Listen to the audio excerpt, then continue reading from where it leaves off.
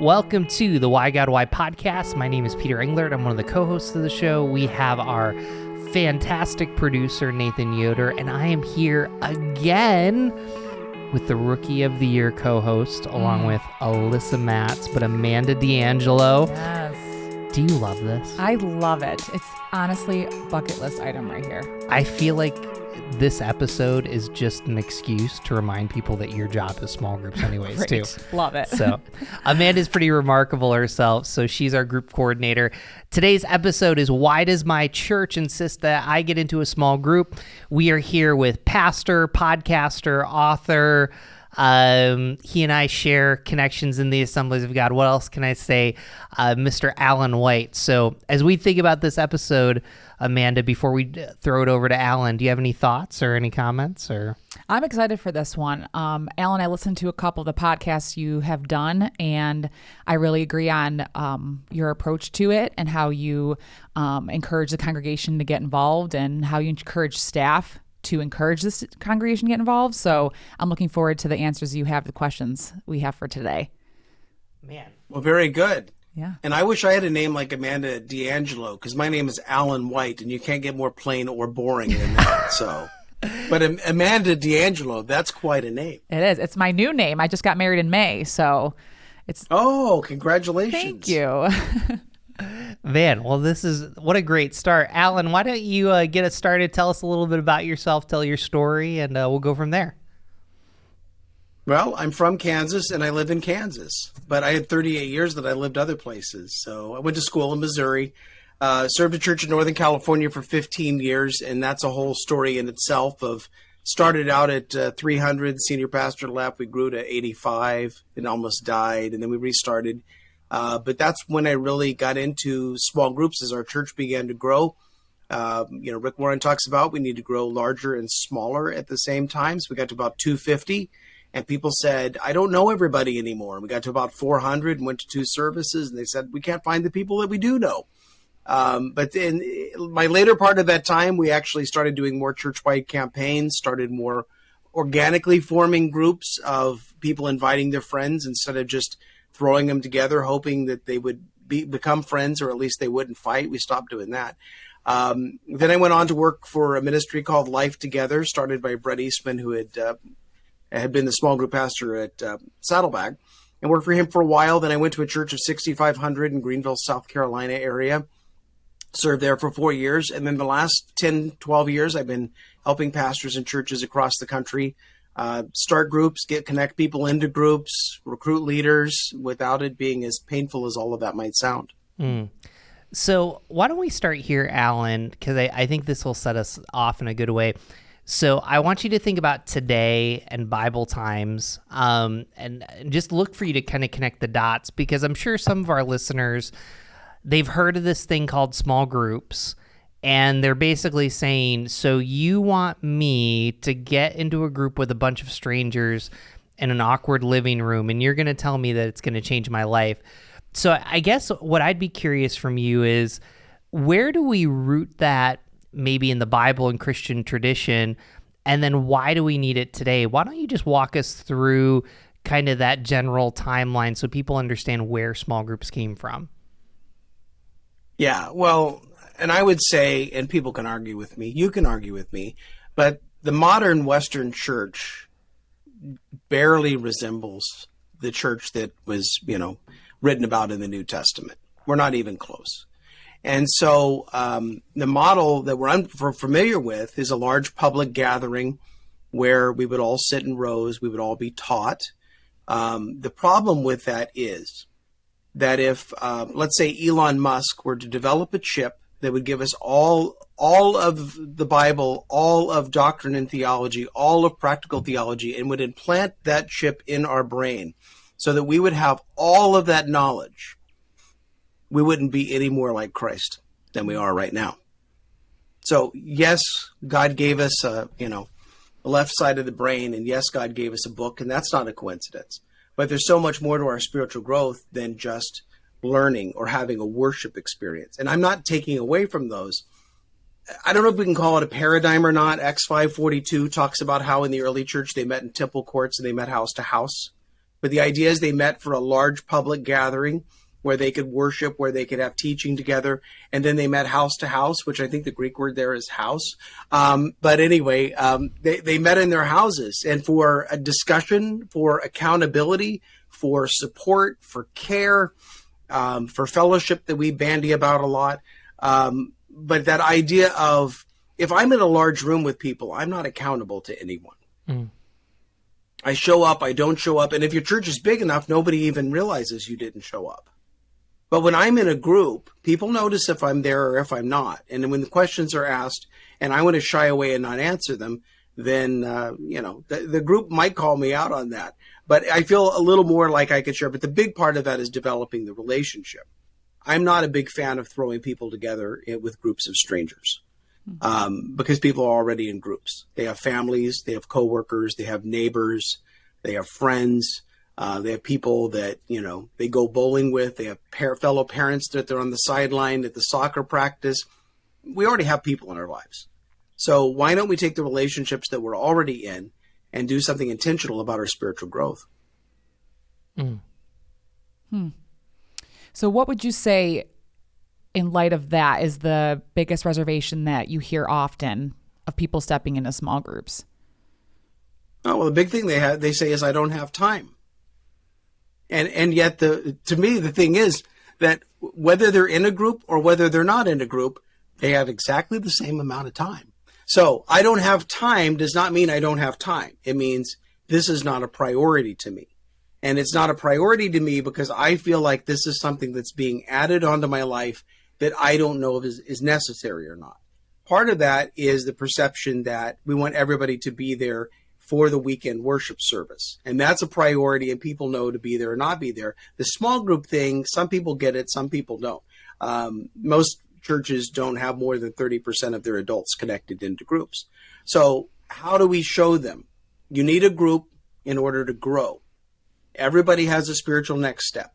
I've been a Christian for 50 years this year. And the first 7 years, I guess it didn't take, but 50 years this year.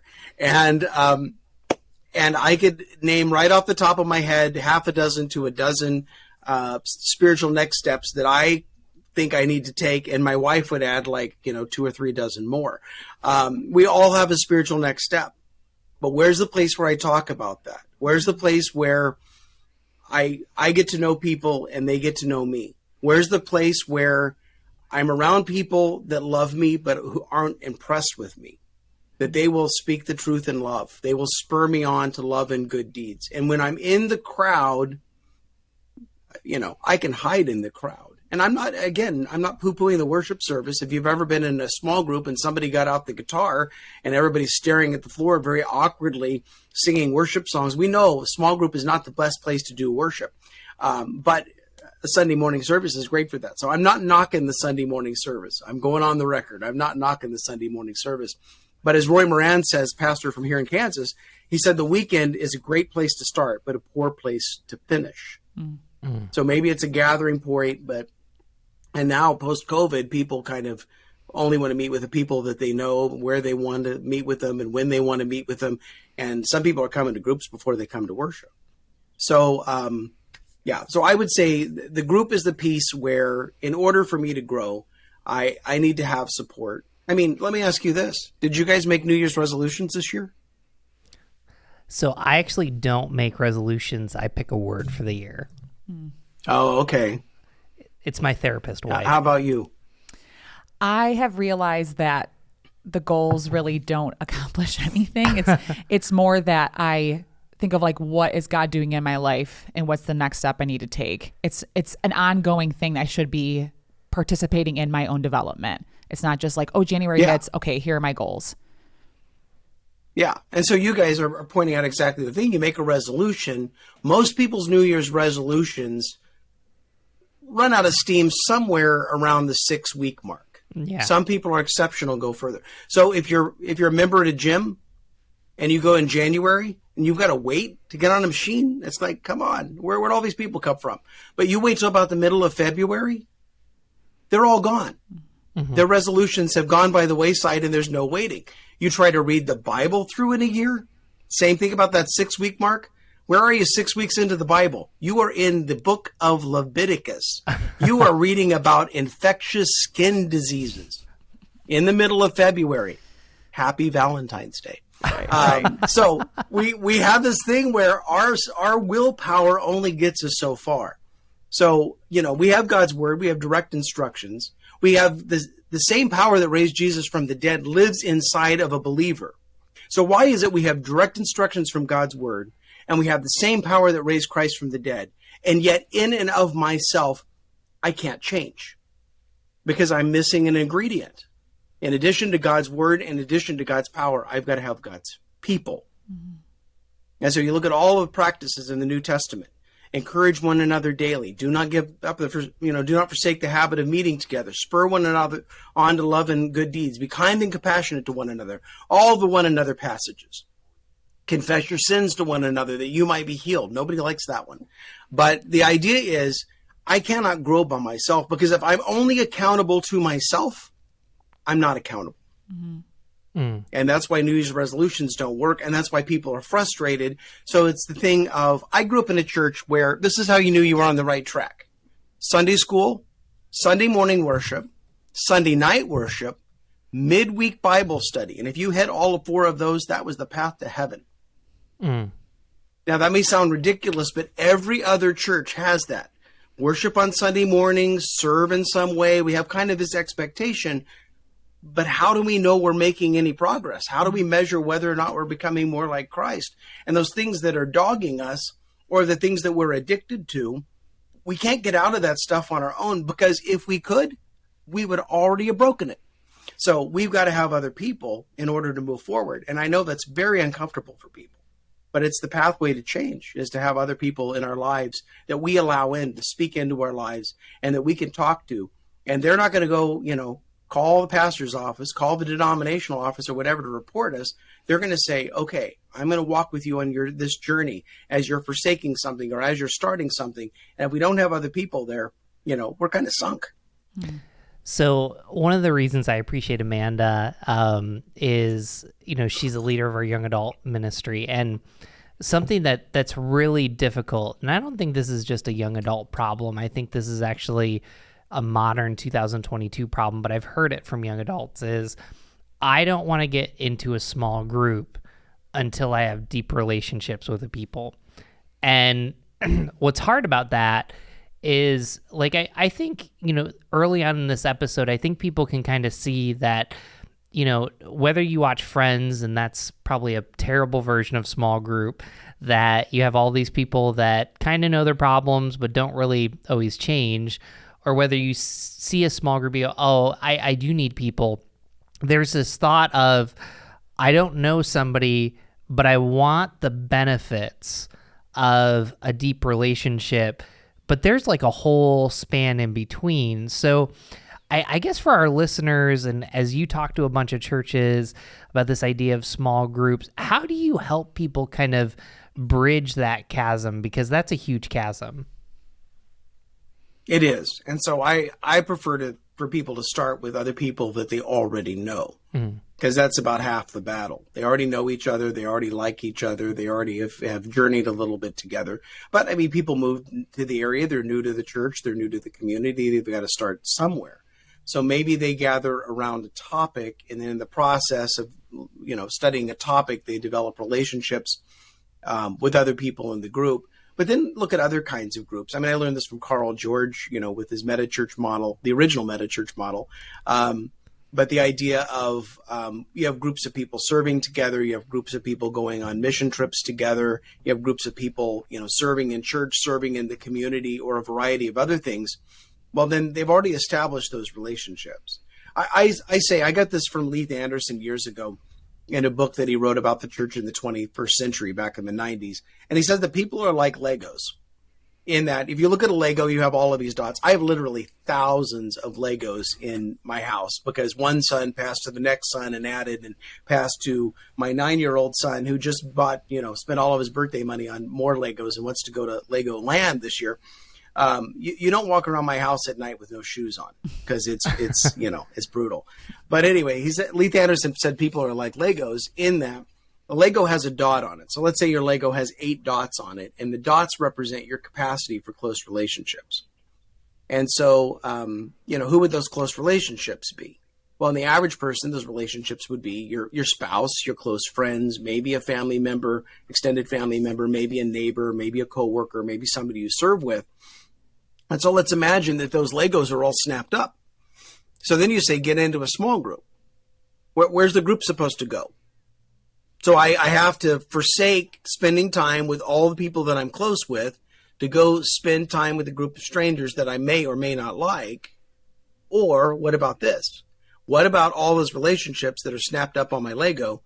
What if that's the small group? Mm-hmm. So I'm not starting at 0. I know some people have to. They move to the area. They've kind of left everybody that they've known. They could do a Zoom group, but, we'll be honest. Zoom groups are, not like in-person groups. And I started my first online small group in CompuServe in 1994, which was a long time ago. And we had a member of the group that came to Christ. We've been friends for 28 years. But I think that if you can start with the relationships that you have, and it doesn't mean that you have to have 12 people. I mean, most groups are trending 6 to 8 people, but it could be you invite a couple of friends that you like, and they invite a couple more friends, and then you basically got a group of 6 or 8 people. And then you give them something intentional to do about their spiritual growth. So you start there. Because I think the idea of going from the large meeting space into a small group, that's a big jump. I remember back in the Promise Keepers movement in the 90s, my dad, who's now 82, they were doing all of these men's, accountability groups.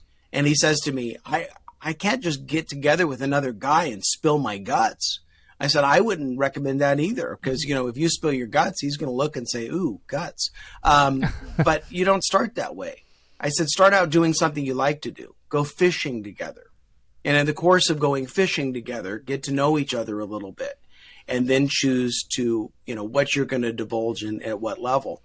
I mean, the other thing, as far as connecting like that in a group, a lot of it comes down to the leader. I mean, there's an old saying, I heard it originally at Willow, speed of a leader, speed of a team. So if the group is just skimming the surface of the curriculum or the discussion, well, the leader's probably not divulged much about themselves, and you're sticking to Sunday school answers. Mm. But if the leader will open up and share a little more and tell their story, get other people to tell their stories, then you're on to something, and then you can begin to share at a deeper level, and again, be known and get to know other people and be able to help each other. Not everybody is ready for that, and mainly because there's not an expectation that that's what people should do. Mm. And it's something that we need to be modeled. I think the dilemma of modern day discipleship is that we pastors are trying to disciple people when we really have not been discipled very well ourselves. So we're trying to, model something that we never experienced. Mm. And that's a very difficult situation. Yeah. I have a few things to say about that. As the group's coordinator, I oversee the leaders for middle school and high school leaders for the student ministry. And I had a couple leaders come to me saying the same thing. The students are not opening up. They're not sharing information about their lives. They're not telling us what's going on. And I said, model the way. Answer the questions first and share what your struggle is with this topic. And they said, I can do that. I said, absolutely. Like, you have to show them that you go through struggles as well. And then they know, not only am I not alone in my struggle, but I can trust this person because they're being vulnerable with me too. So I love that you mentioned that. And my story is very similar to the model that you suggest. My previous church, my church was set up as like a Bible studies, and then they switched to small groups. So I didn't really know anyone. So I jumped into a small group. It was a young adult co-ed, and I had one friend with me that I knew. And from that, I met another girl who is now one of my closest friends, Nicole. And then Heather and Nicole created a small group after that one dissolved. And they had 2 more after that, just kind of rotating friends. And by the end of it, before I moved here, it was a close group of my friends who we naturally and normally and without trying challenge each other in our faith just by sharing life with each other. And it was the most fruitful small group I ever had. And now being in Rochester, Nick has a great community here, my husband, and I'm starting a new group, and I don't really know anyone, but we're starting off with like social events and just spending time together. And the last one we had, I walked away saying, my goodness, we got vulnerable just going out to dinner together. And I know next time I can go even deeper. So I just appreciate you saying that, Alan, that, start with the people that you know and build a small group from there. Mm-hmm. Yeah, you do. And you have to get out of denial. You have to stop hiding. We get into this thing, especially in North America. I think a lot of it has been because of just the evangelism movement that happened in the last half of the last century, that we have this notion of having a personal relationship with God. And the necessity of that was that a lot of people thought that their relationship was connected to membership in their church. And so, and I think most of us would agree that, claiming that as your pathway into heaven and your relationship with God would kind of be saying if you're hanging out in a barn and then you were identifying as cow, that doesn't work. So if you're just in a church, it doesn't make you a Christian. So it's this idea that you need to make a personal decision, a personal connection to Jesus in order to be a saved person. Well, we took this personal idea too far. And so we get to James 5:16 that I mentioned earlier, confess your sins to one another that you might be healed. You say, well, why can't, this is just between me and God. This is my personal relationship with God. And the reality is our relationship with God is personal, but it's not private. There's a difference there. I need the personal connection with God, but it's not private. Because, anybody listening to the podcast, anything that you're stuck on, too much social media, substances, shopping, credit cards, I'll go down the whole line, pornography, you name it, whatever you're stuck on, and you've been desperately pleading to God to help me, save me, rescue me from this. The reason it hasn't happened is that you haven't sat down with another person that loves you, but is not impressed with you and said, I have a problem and I need some help. And that deception of, I'm going to take care of this, I'm going to get out of this, that sort of thing. The power of sin is in the secret. And as soon as you break the secret, and I tell people, listen, if you're not ready to tell your group, if you're not ready to tell your friend, go take an Uber and tell the Uber driver that you're never going to see again. And at least you've told another human being. Now I've scared everybody out of getting into small groups because now they feel like they need to divulge their deepest, darkest. And you don't start out that way or nobody else is going to come back. You start out by having fun. You start out by making friends, you making connections, challenging yourself that if there are people in the group you think you have nothing in common with, finding out what you have in common. Look at Jesus' small group. He had Matthew, the tax collector, and Matthew, the tax collector, was in cahoots with the Romans and ripping everybody off, right? Mm-hmm. Then he had Simon the Zealot, and zealots hated tax collectors. And Jesus said, hey, Matthew, hey, Simon the Zealot, why don't you come join my group? In fact, why don't you two be prayer partners? Now, that might be a little apocryphal, but very different people coming together to learn and to grow. And you look at Jesus's ministry in the gospel, somebody did a study and discovered that 73% of Jesus's time was spent with the 12. Mm. He could have had a mega church if he wanted to. He would have had to feed them every week. But 73% of his time was spent with those 12. And the fact that he spent his time with the 12 is the reason you and I are sitting here talking now. And the reason the church is what it is today, because of those 12 that he poured himself into. So sometimes we think of big numbers and elaborate and, it needs to be complicated. And we need to have lights spinning around and smoke machines and all of that to be ministry. The reality is it is those close personal relationships, that one-on-one, that taking time for each other, that spending time with each other. And, if we took the amount of time we dedicated to our screen time and put that into hanging out with people, or even saying, hey, I got to go to Home Depot. You want to go Home Depot with me? Well, there's no man that's going to resist that invitation. He's headed to Home Depot with you. And you can just chat on the way there and the way back. So a long answer to a short question, but I hope that helped. So I want to test something on you. We'll see where it goes, but there's people that tell me that they don't have time, and there's a lot of that. And I think some of our listeners are wrestling with that. I don't have time to come on Sunday. I don't have time for a small group. And, I barely have time to open the YouVersion Bible app. And, I think that that's legitimate, and it's, how can we help you? And, how can you put up some boundaries, as my mental health therapist wife would talk about. I also think there's like another group of people that, you talked about, I grew up old school, kind of like you did, where, hey, I went to church on Sunday morning, went to church on Sunday night, did Sunday school, did Wednesday. And there was this there was almost this, kind of certainty that you could rest in, like, I'm doing enough, so to speak. And I guess I think that can still happen today. So like at Browncroft, here's what I'm wrestling with. Like I'm sitting here, we have these 4 habits: spend time with God, spend time with others, know and use your gifts, and share your faith. That's not like super different than most churches, but basically if you're reading your Bible and praying every day, if you're in a small group, if you're serving, and if you're sharing your faith, whether it's at your job and neighborhood, that's a lot. And I feel like sometimes when I talk to people, it's as if they're looking for this magic bullet or this like super thing. And I guess you can push back on this. Like at some level, following Jesus is like really boring. And I just don't think that we kind of account for that because, when I go to the gym, so after we get done recording the episodes today, it is a checkbox. Like I go to the machines and I lift my 20 pounds and but there's a level of it that's like boring that I feel like we resist against or we don't see through. So I don't know. I've thrown a lot at you. Have fun with me as kind of the small group, because I can feel like people say this small group wasn't like life transformational this week. And it's like, if you're batting 300, like you'll probably make the Hall of Fame and you'll probably spiritually grow. I don't know. Well, I'm a bit of an instigator, if you hadn't guessed. Uh-huh. So in any situation that I'm in, I'm going to stir it up, and at least I'm going to have fun.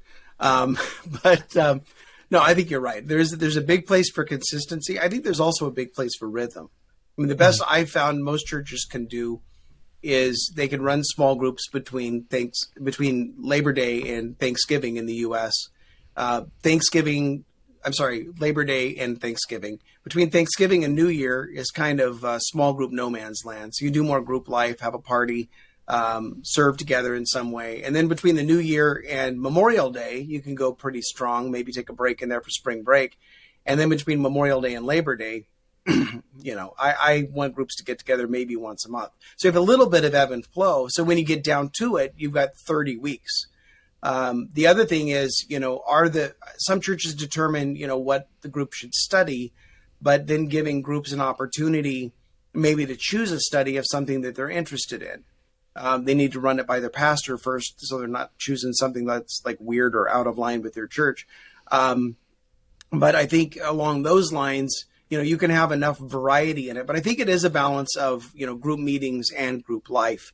But a good test of whether your small group is doing well is if the group likes to spend time with each other outside of the meeting times. Because what happens outside of the meeting greatly determines what happens inside the meeting. And that's why even if the group members are not friends with everybody, they have a few friends, and hopefully they all have friends and they're growing and developing friends. But that idea of, are they doing other things? I had a group that they met every Wednesday for a Bible study, but they met every Monday night for Monday Night Football. And that wasn't so bad. I had a group that we offered an opportunity for people just to gather their friends and do a video-based study. It was easy to use. And this gal came up to the table and she said, well, I meet with 3 friends every Thursday morning at Starbucks. Could we be a group? And I said, well, of course you can. So the strategy is not go hang out at Starbucks and see if you can talk to 3 people and talk them into being in a group with you. The matter was, who do you already have time with? So when it comes to people's schedules and spiritual growth, I'll say 2 things on this. One is it has a lot to do with progress.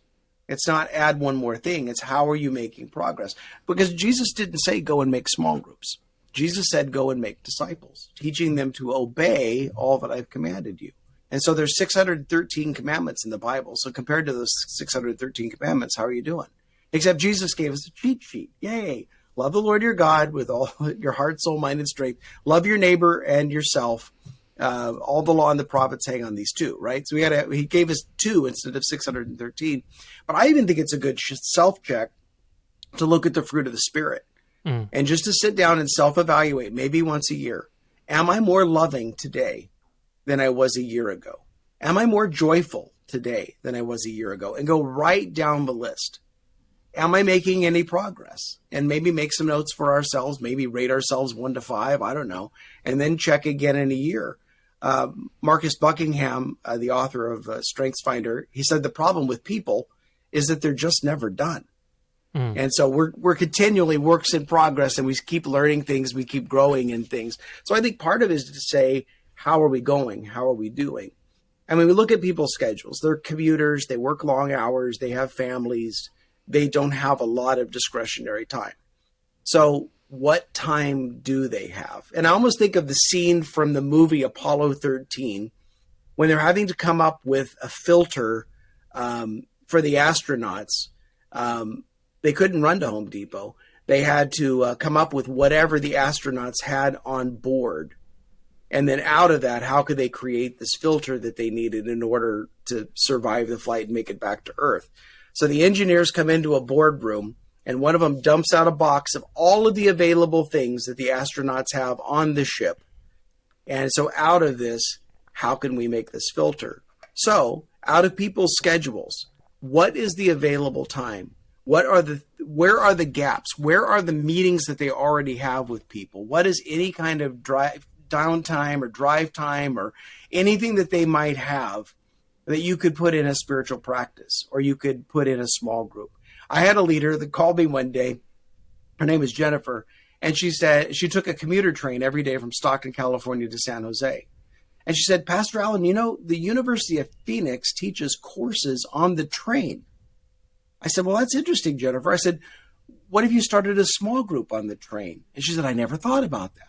So she called me back 3 days later. She said, I got 4 people that want to do a group on the train. She called me back 3 days after that. She said, I've got 9 people. And then she started the group and had 4 or 5 more join, got to the point that she filled up an entire section of that commuter train. And so rather than reading the paper and being on their phones and drinking coffee, they gathered and had a Bible study every Tuesday morning on the way to from Stockton to San Jose. And, again, where are those places? Is there a golf foursome? Is there, a group of people that serve together? And even in this, it's like, I'm not against Sunday school classes. I'm not against Bible studies. But is there a way to provide an element of care? Is there a way to allow for some discussion? Is there a way for those groups or classes to serve together and to become a little more group-ish, if you will? If it's hard for 12 people to figure out a schedule, then maybe you look at 3 or 4 people that can figure out a schedule. All right. I went all over the place, but you asked me to. So how'd I do? You did great. So I want to kind of back up because, the question we're asking, why does my church insist on me getting into a small group? Just to kind of recap, what I hear you saying, and I think what Amanda and I would say is, number 1, God created you for community. Number 2, yes. Christianity is not just informational, it's experiential, and you do that in relationships. And that kind of goes to what you're saying about the fruits of the Spirit. So I want you, as kind of a small group, czar, expert, however we want to say that.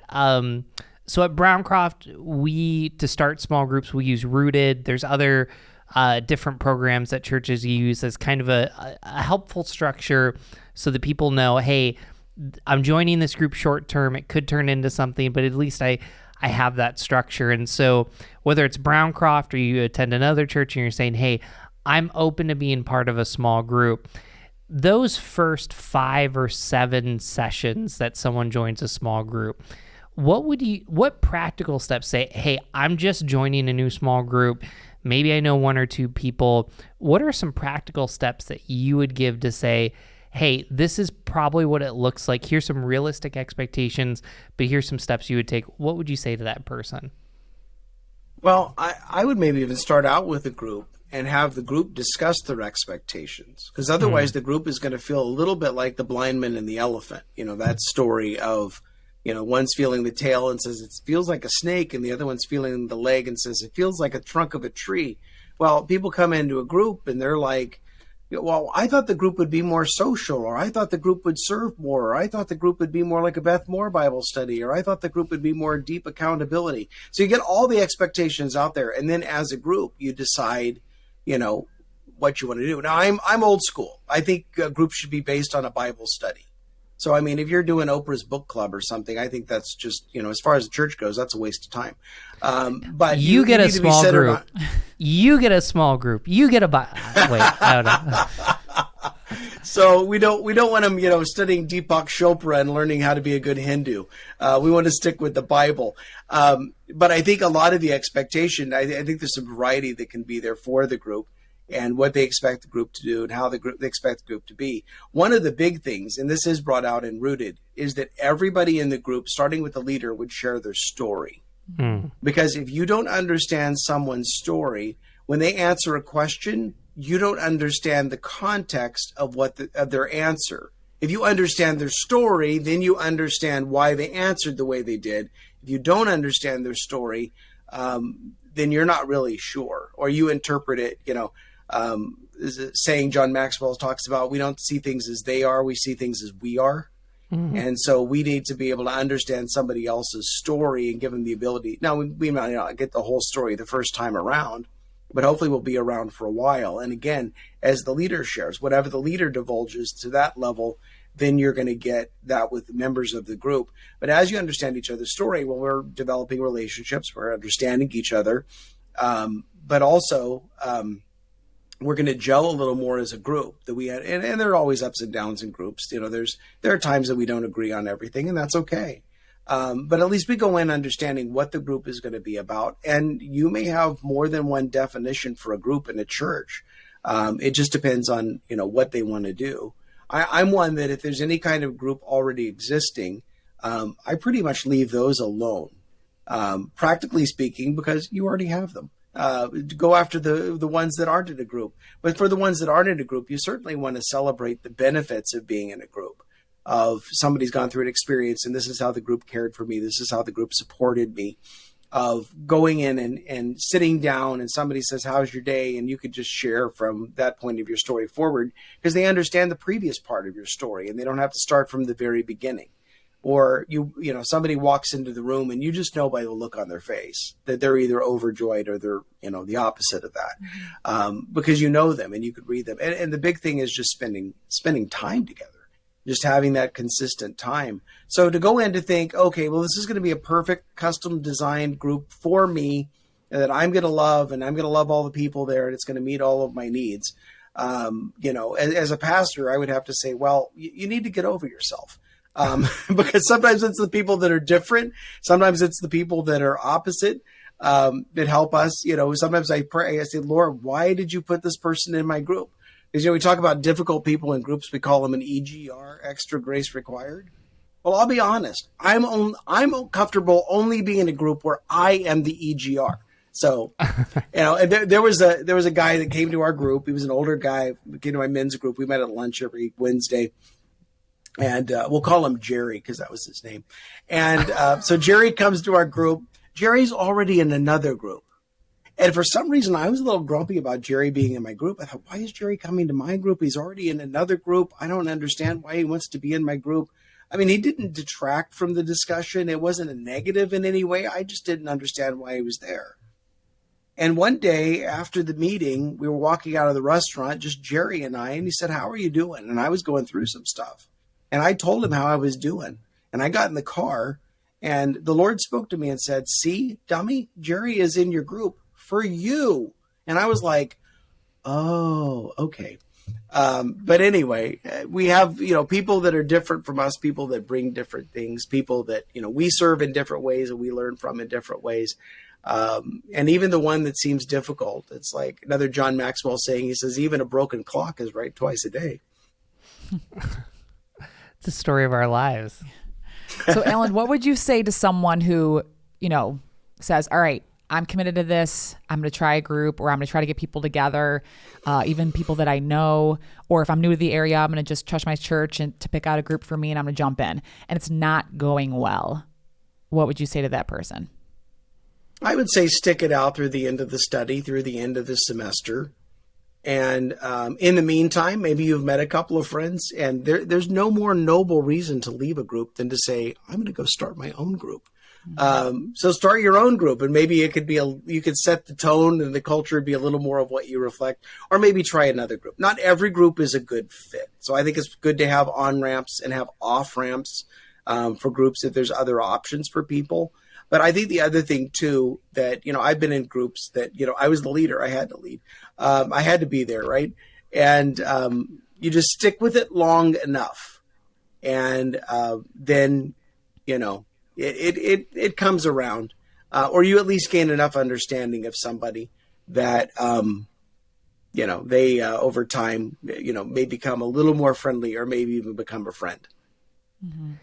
It's, I've had a ton of experiences in groups, so people wonder what type of classes do you take, at a Bible college.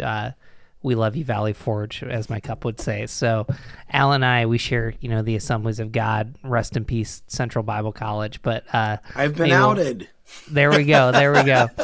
So as I kind of think about this conversation, I think about, I took a class in college called Small Groups, and I actually had to be in a small group, and it was amazing.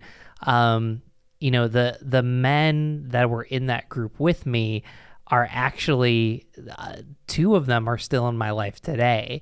And I think about how powerful that was, that even though we were doing it to get an A, we really connected, and God kind of can even take your bad motives and sometimes bring it together. But, as I think about some of the groups that I'm in right now, I'm in a group that my wife started because she was a youth leader, and she served with other youth leaders, and she said we should get into a group. And I want to say the group's been meeting for about 17 years.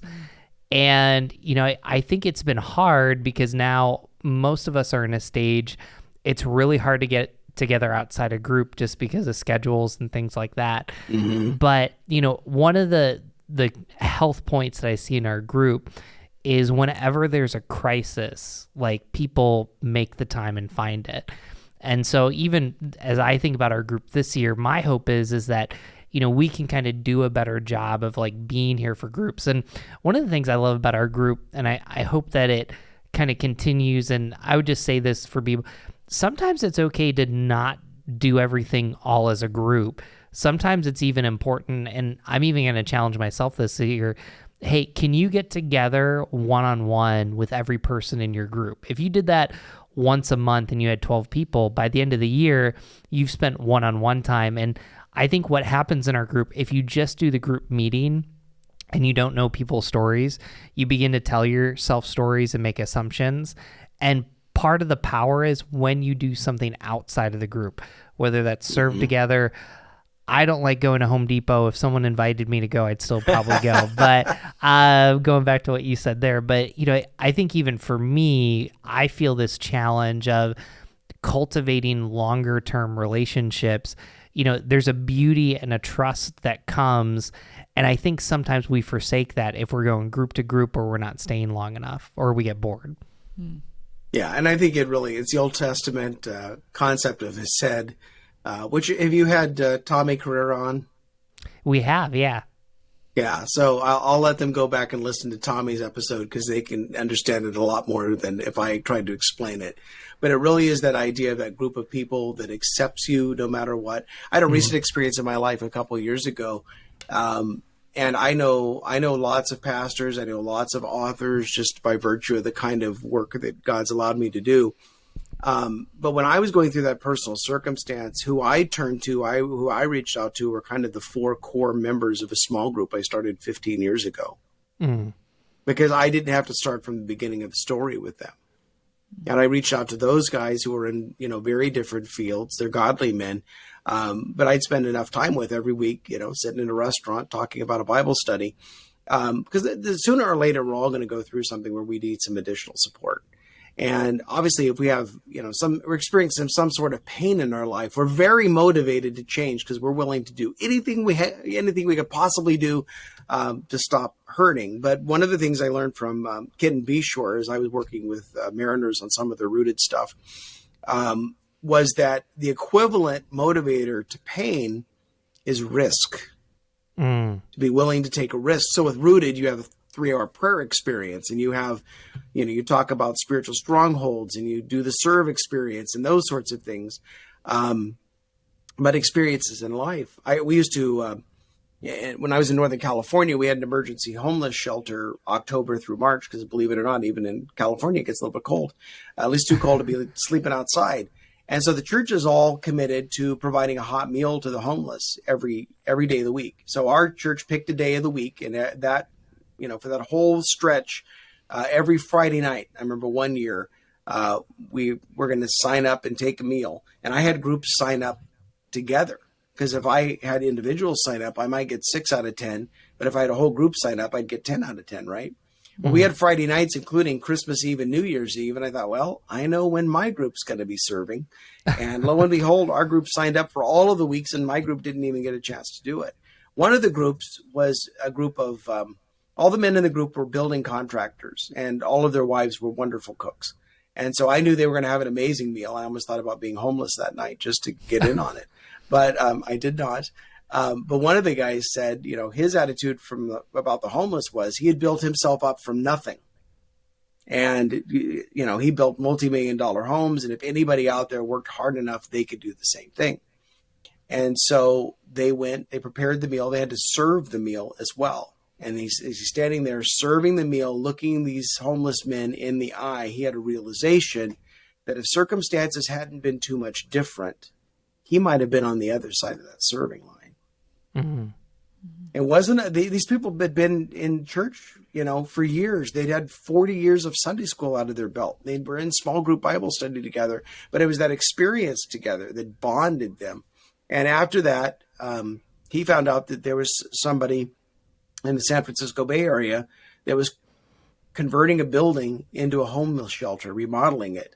And he started taking his crews off the jobs on Fridays of these multi-million-dollar homes, sending them at his expense to San Francisco to renovate this building to become a homeless shelter. 6 months before, this man said, if they just work hard and apply themselves, they could, succeed and they wouldn't be homeless anymore 6 months later because of that one experience serving food at that homeless shelter. So I think there are things like that small groups could do. But I mean, people could have, sports in common, hobbies in common. If people have children, then encourage them to be in a group where they have the age of their youngest child is in common.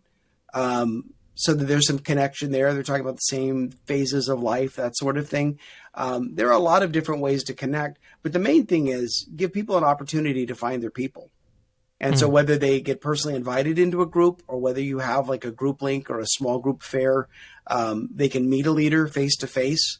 Because otherwise they sign up for a card and they get placed into a group. It's kind of like setting yourself up on a blind date. But if they meet a leader face to face and sign up for a specific group, at least we've gone from blind dating to speed dating, and so they know whose house they're going to. The person knows who's coming to their house, that sort of thing. But I think beyond that, I wouldn't invite you to Home Depot now, Peter, because I know of your dislike.